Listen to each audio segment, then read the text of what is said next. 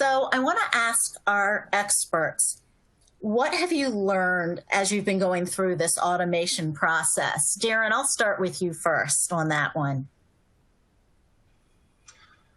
Well, how much time do you have? There's been a lot of learning, basically, but, I think that to question the traditional methods of adjusting claims constantly has been a big piece of that, to be open to new ideas and, to really analyze if this new technology is just neat or if it's something that, is really going to provide, a long-lasting solution for us. So, I think it's always unique to challenge yourself in your own thinking, and having been in this industry for quite a while, it's easy to fall in line with a certain line of thinking, but it's been really mind expanding for me. But I also came from a time when we used to use carbon forms to adjust claims. So, it's all very interesting to me. Tori, I'm sorry. What have you learned about going through the automation process? So I think I'm with Darren. How much time do we have? I think two big things that I'd want to surface is it is critical to invest in data. Data from the business management perspective, meaning utilizing data to make informed prioritization decisions, because you can't tackle everything on day one. There has to be prioritization there. And then also assuring that we focus on, that assures that we focus on capabilities with the highest return on investment, but then also investing in data along the way of development to assure that we're building and integrating in a way that establishes the right measurements in place.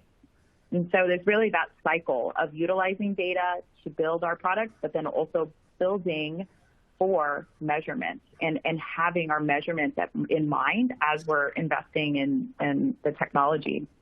And then secondly, I would say, even when you think you have your MVP and you've narrowed down your scope as low as you can, I guarantee you can probably go lower. You can probably slice, we like to say, until you've hit the bone.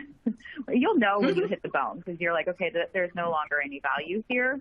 But I really encourage all of us to even take your MVP and think of how you can make that smaller, and how you can take even the smallest slice, narrow your scope to get out there early and learn as fast as you can to initiate that feedback loop into your further enhancements and your follow-on releases. Okay. So Jackie, tell us, what have you learned as you've gone through the automation process? Sure. I agree with everything that's been said, but I think even before you actually begin the automation, I think you really need to have a clear vision on what success looks like and what you're solving for. So, be really clear on what the goals are, why you're automating, can you achieve the goal with the automation? Does the automation align to your company strategy, culture, experience, service levels?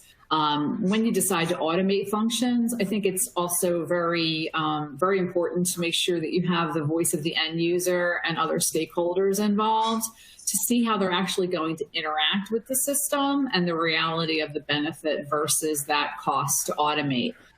There are probably some things that shouldn't be automated because the cost of doing so is more than the efficiency savings to be realized. So I think it's being real clear on the front end what you're hoping to accomplish.